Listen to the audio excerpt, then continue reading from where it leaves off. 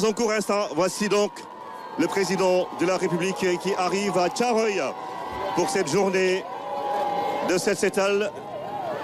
Nettoyer, nettoyer, encore nettoyer et toujours nettoyer. Voici donc le président Bassirou Diomaye Diakhar Faye avec une casquette aux couleurs du Sénégal avec voilà le président de la République accueilli par le ministre de l'Hydraulique et de l'Assainissement, Cheikh Tidiane Dièye. Et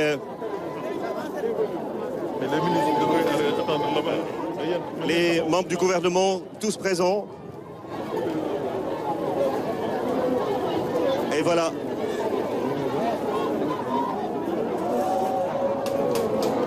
Voilà le président qui est venu avec ses épouses. Et ce sera l'occasion justement d'appeler sans doute les femmes à davantage investir dans le nettoiement, dans la propreté au sein des maisons, mais également dans les ruelles et artères du Sénégal, dans les quartiers, les villes et les villages. Le président qui salue les membres du gouvernement, le ministre de l'Environnement, du Développement durable et de la Transition écologique, le ministre de l'Éducation nationale, Madame le ministre des Pêches et de l'Économie maritime, les responsables de l'administration territoriale, la police nationale, l'Assemblée nationale, les députés, Mme Diarafam et les autres élus.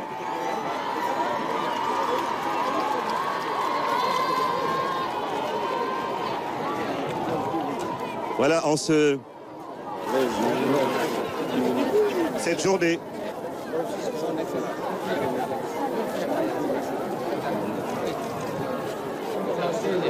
Et c'est l'occasion justement de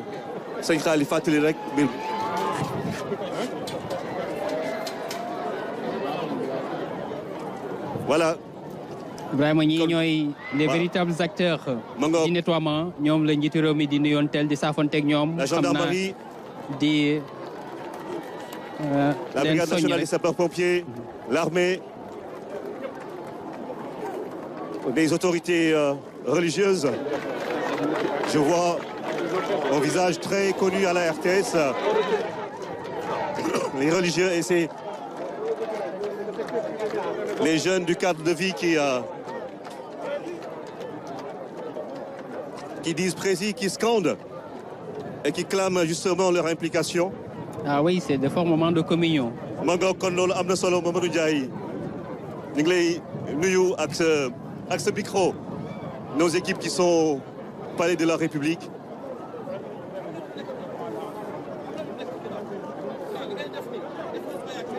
Voilà le président qui continue de saluer les autorités. Vraiment, certainement, le service national d'hygiène délivrer un discours très fort. Le premier acte qu'il va poser. Oui. Le président de la République qui va saluer les populations. Absolument. Mango kon xali mir ba wok ma bay le tuuti nga mos ci ambiance bi. Mënta ñàkk xam nga lii day doon loo xam ne nii day doon mbiru liggéey waaye itam day doon mbiru saafonte ak ñi nga xam ne ñoo doon askan wi nga xam ne nii itam ñoom ñoo am kóolute ci moom ba teg ko fi mu ko teg ba itam ñu ñëw gis ko itam di bëgg ak moom ci li nga xam ne itam moom lañ àndal liggéey bi ndax kaa ñu baax dafa neex kaa ñu set dafa neex kaa ñu jub dafa neex kaa ñu jubal dafa neex ana ci ñaan la naqari nag mooy xanaa ña xam lan mooy jubali ak lu ni mel. ñu bàyyi gars yi ñu déglu ambiance bi nga xool. mi ngi noonu ambiance bi elle est là, elle est très forte.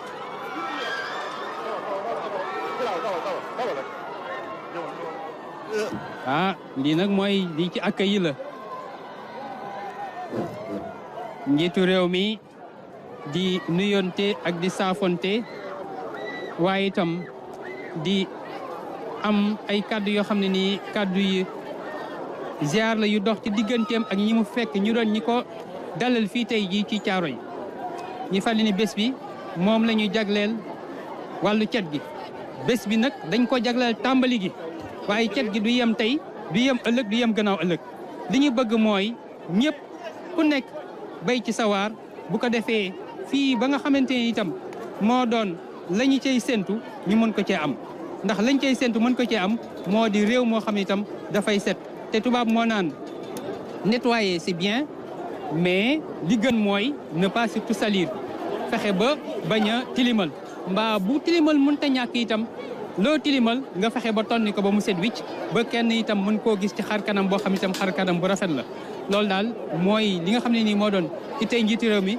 moo doon bëgg-bëggu réew mi moo doon bëgg-bëggu askan wi te moo doon itam jàmm askan wi ndax ket googu ak li nga xam ne moo doon taaral googu dafa neex lool te baax lool ku la ci woo nag woo na la ci baax loolu nag kaa ñu baax nag dafa neex moo waral tey jii Ibrahima xam naa ne yaa ngeek njiitu réew mi ngi wéy di nuyoon tey ñi ngi wéy itam di ko wan li nga xam ne nii moom moo doon jumtukaay yi ak taxawaay bi nga xam ne itam moom la nit ñi fas yéenee taxaw mu doon taxawaay boo xam ne ba abada lay doon ndax niñ ko waxee ndem tam mbalit mënuñoo tàggoo ak moom waaye fañ fexe buñ tàggoo ak set te set nag dafa doon li ñu jig voilà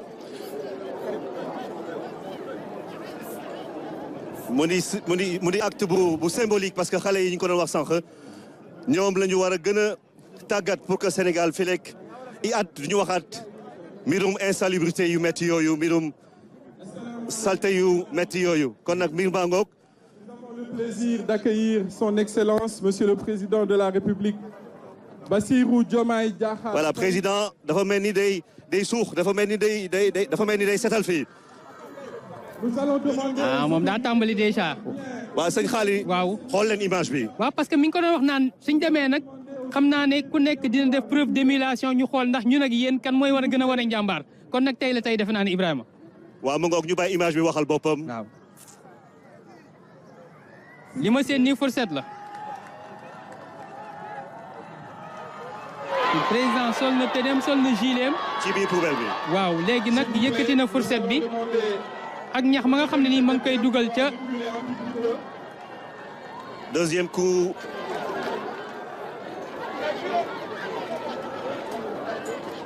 de fourche justement pour. Ibrahima nag ku miini tool li du la jaaxal wax dëgg yàlla.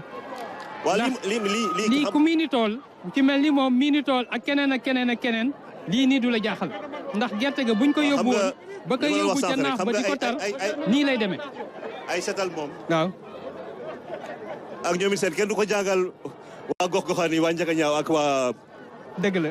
dëkk yooyu nekk ca Casamance wala Saint-Louis wala Diourbel wala feneen si Sénégal 14 régions yëpp. ak sama dëkk ba ñu leen di nuyu ñuy dund en direct kon nag soxna yaa ngoog. soxna yaa ngoog soxna président yi ñoom tamit dañuy bokk si lii seetal réew mi ma ngoog. macha allah ci biir poubelle bi. lii rafet na Ibrahima. lii ab soññ la. kon nag kenn waratul a des ginnaaw. kenn waratu toog bañ koy soññ mbirum set ñoom lañ si gën a ràññee te ñoom lañ ko gën a dénk si kër yi même soo demee sax si entreprise yi ñooy tàmm ni def liggéey boobu waaye war nañ leen gën a mën a waaw jox cër bi ñu am bu ñu moom pour que ñu yar si xale yi. yar si askan bi yar si seen i morom ndax jigéen ak set ñoo ànd.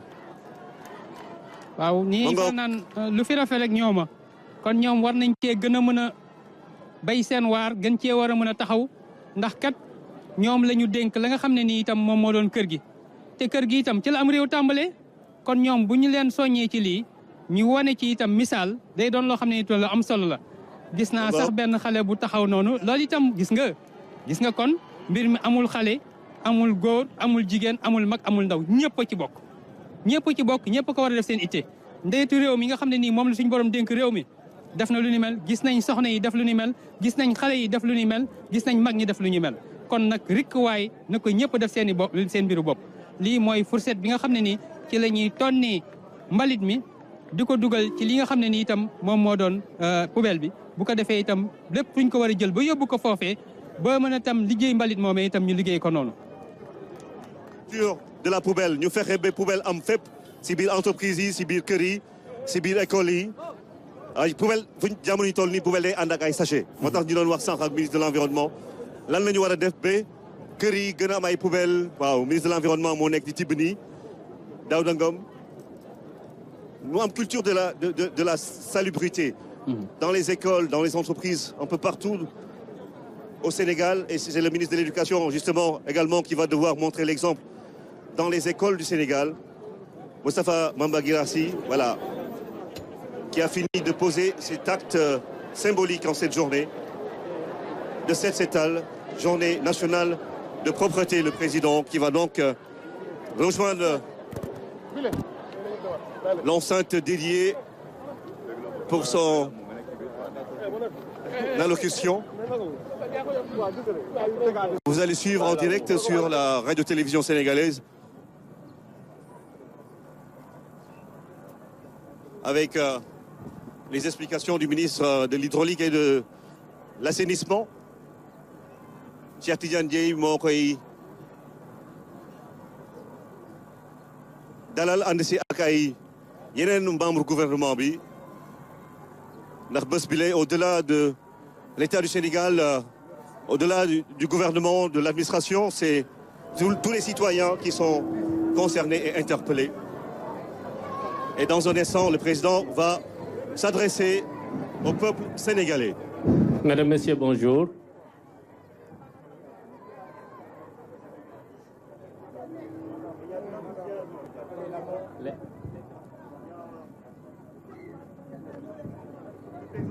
Qui sont impliqués. Mesdames, Messieurs, bonjour. Prêt pour qu'on Waaw, plus ginnaaw ba ce Sénégal en faisant. Ginnaaw ba son excellence monsieur le président de la République tàmbali liggéey bi nga xam ni mooy assainissement bi, journée de mobilisation citoyenne bi nga xam ni moom la woote woon tey jii ñu tàmbali ko fii. waaye ñuy xamal ni fépp ci Sénégal monsieur le président de la République ñu ngi ko fay amal loolu ci orientation yi nga joxe woon ci conseil des ministres tey nag ñu tàmbali ko de façon symbolique waaye sa yéene mooy fexe ba ñu jël bés bu nekk ci weer wi ñu amal ko ngir mën a andi des actions de prévention contre les inondations.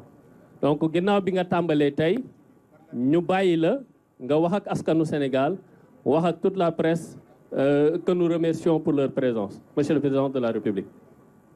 Je voudrais tout d'abord remercier l'ensemble du peuple sénégalais qui s'est massivement mobilisé pour nous rejoindre dans cette journée de Set Setal, qui est une journée d'investissement humain communautaire, allant dans le sens d'anticiper les inondations, parce que c'est dans le cadre des opérations pré-hivernales que cette journée-là se tient. En tout cas, l'ouverture de ce cycle que nous voulons long, tout au cours de notre mandat. Mais avant d'aller plus loin, je voudrais remercier les maîtres d'œuvre de cette journée, à savoir les ministres de l'Environnement et de la Transition écologique, le ministre maître d'œuvre en chef de l'assainissement et de l'hydraulique, et ses autres homologues qui, ensemble, ont travaillé pour la réussite de cette journée.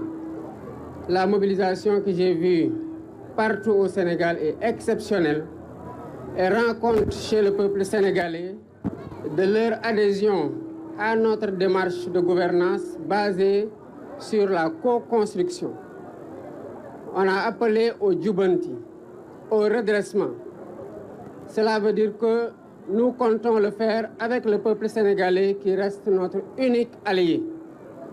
Nous avons décidé récemment de lancer des assises pour demander à travers même un vox populi au peuple de nous dire ce qu'il pense de ce qui les regarde.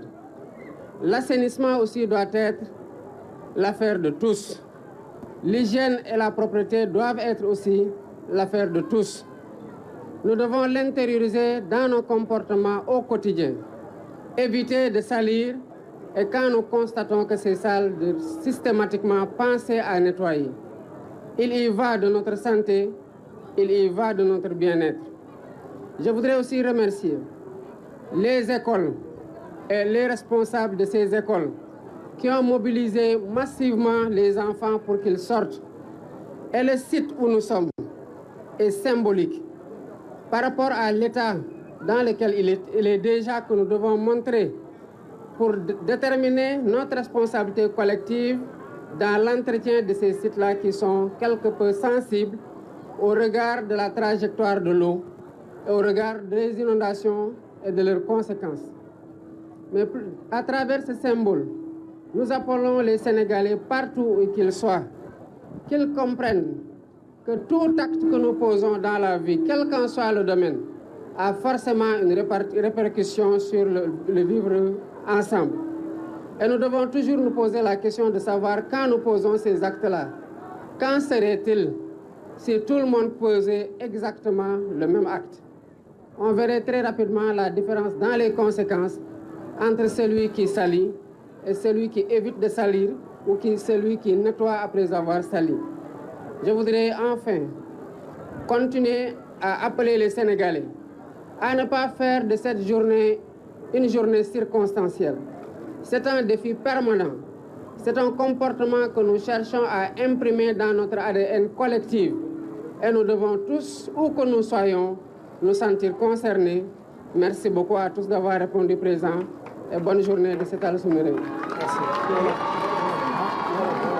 maa ngi leen di sant bu baax di sant ñëpp di leen jaajëfal bu baax a baax jaajëfal askanu Sénégal mi nga xamante ne génn nañu ci mbooloo mu takku ci bés bii bokk ak ñun bésub set setal bii nga xamante ne ku jóg rek xamal ne sa bopp nga jógal waaye ku jóg tamit xamal ne sa réew nga jógal amul lenn lu gën a noble setal fi nga xamante ne mooy sa dëkkuwaay waaye setal fi nga xamante ne mooy sa réew ak foo mënti nekk nag ak loo mënti def di jaajëfal balaa may gën a sori ministre yi nga xamante ne ñoo doxal organisation bi ba ci bés bii ñu toll tey muy principalement ministre assainissement ak hydraulique ak ministre environnement ak transition écologique ak ñëpp bépp ministère boo xamante ne impliqué na wu ci ndax ci solidarité gouvernementale la ñu nekk ci collégialité la ñu nekk te gouvernement bi yëpp laay félicité au premier titre le premier ministre mi nga xamante ne mooy coordonner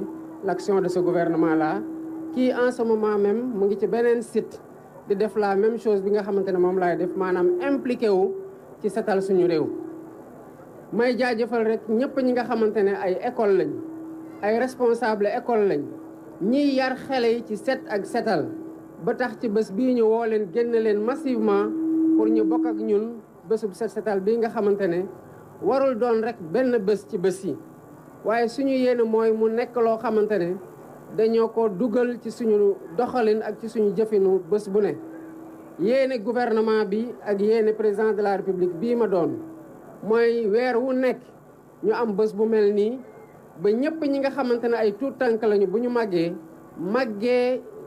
xam de Sénégal weer bu nekk ñëpp dañuy jóg ci kër yi ci koñ yi ci communes yi ak fépp ci biir réew mi di setal parce que réew mi bu saltee ñun ñoo ko saltel bu setee ñun ñoo ko setal kon suñu responsabilité ñun ñëpp mooy bañ a saltel waaye suñu responsabilité ñun ñëpp mooy bu saltee ñu setal ba mu set ndax suñu wérgu yaram daf ci am loo xamante ne ci loolu lay tukkee ñu mën ko garantir suñu bopp. lii nag défi bi mooy lan mooy naka la ñuy def ba maanaam weer wu ne ñu mën ko amel te loolu laay woo ñëpp ndax ci jubante lañu woote te jubante bii du doon mbirum gouvernement bi du doon mbirum président de la république day tàmbale ci jubal ba du ñu soxlaa jubanti loo xamante ne jub na ba pare ci suñu comportement au quotidien waaye day tam am solo tamit ci bu ñu dee jubanti bépp sénégalais foo mënti nekk nga xam ne lii jubul yow sa responsabilité la nga jubanti balaa nga ciy xaar benn autorité parce que gouvernement bi mënul nekk fépp waaye lu ñu mën mooy wane yoon wi wax sénégalais yi fii la ñu bëgg a jëm ak yéen di ci diisoo ak yéen saa su ne parce que xam nañu responsabilité biñ ci am responsabilité boobu ci yéen la tukkee ndax seen responsabilité ngeen jël jébal ñu ko te moom la ñuy doxal te gëm nañu ne doo leen ñu jiital ba pare deltu gannaaw di ñu seetaan waaye di ngeen ci jàpp bu baax a baax ndax ñoo bokk Sénégal ñoo bokk lépp asalaamaaleykum wa rahmatullah. Voilà, président de la République yëkkati na kàddu gi kon Sénégal 7 la woote mi ngi nuyu secrétaire général de la présidence Oumar Samba Ba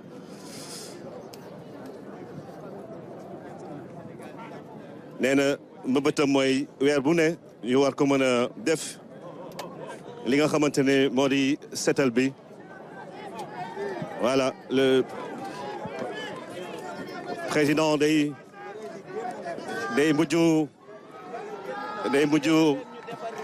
def li nga xamante ne moo di safante ak ndaw yu fi ñëw donc waa cadre de vie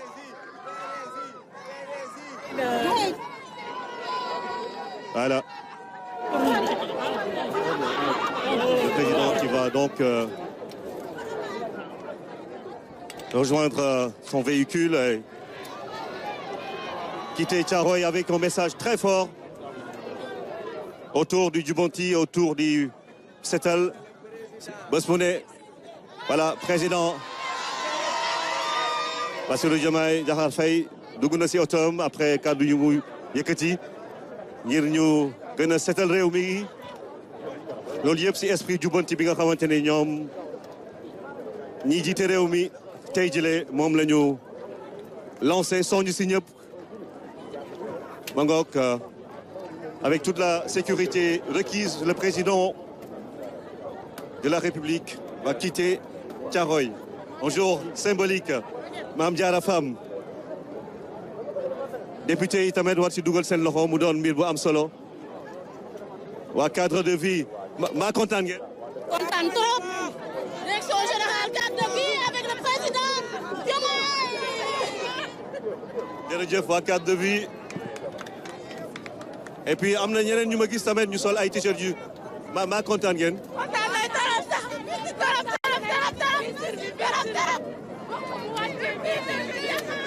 Ah, le président va descendre de sa voiture.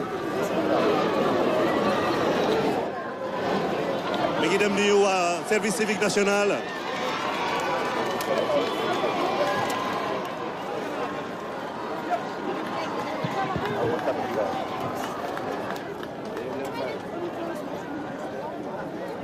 Voilà.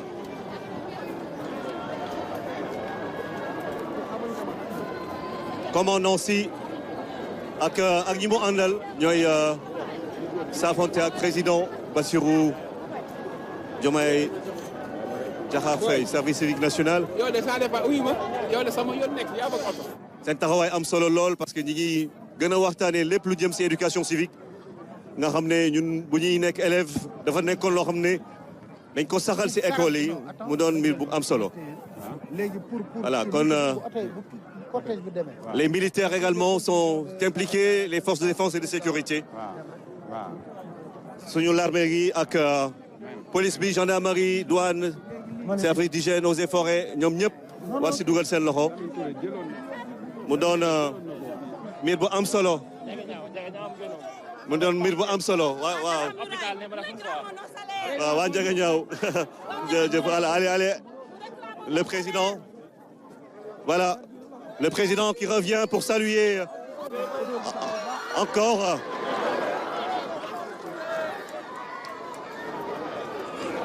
la gendarmerie, voilà. La gendarmerie qui également fait partie de cette dynamique autour de cette journée de la propreté. Esprit propre, comportement propre pour un Sénégal propre et c'est ça aujourd'hui le grand message.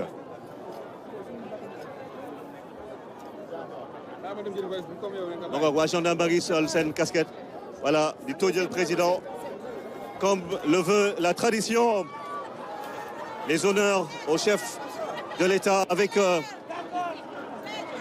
cette liesse populaire autour du chef de l'État.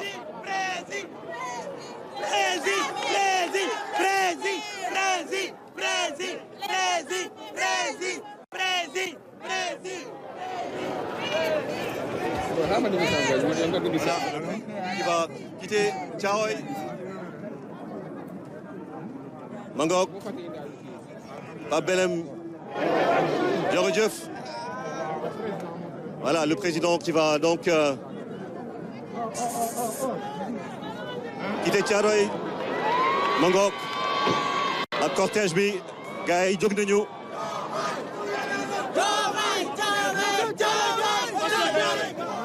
Mangok.